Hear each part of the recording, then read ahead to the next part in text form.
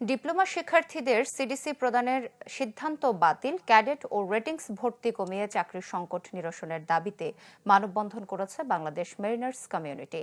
গতকাল রাজধানীর আগারগাঁওয়ে নৌ পরিবহন অধিদপ্তরের সামনে এই মানববন্ধন অনুষ্ঠিত হয়।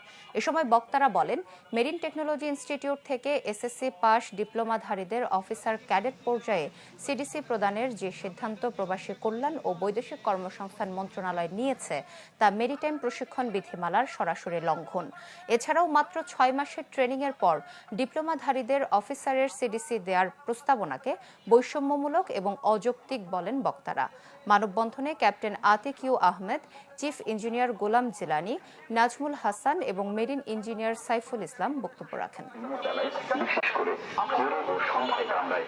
এসএসসি পাস করে ওনারা একটা ডিপ্লোমা ডিগ্রি নেন, আর আমরা এইচএসসির পরে আমাদের পিসি 2 বছরের পিসি ট্রেনিং সম্পন্ন করি। এরপর 12 মাসের সি টাইম করে আরও 1 বছর অনার্স করে আমরা অফিসার র্যাঙ্কের জন্য পরীক্ষা দিতে পারি।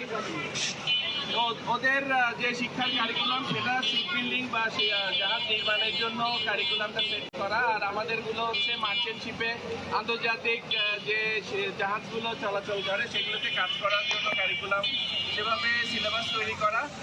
যদি এই সিডিসি দেওয়া হয় তাহলে খুব শীঘ্রই আমাদের বাংলাদেশ ব্ল্যাকলিস্টেড হয়ে যেতে পারে।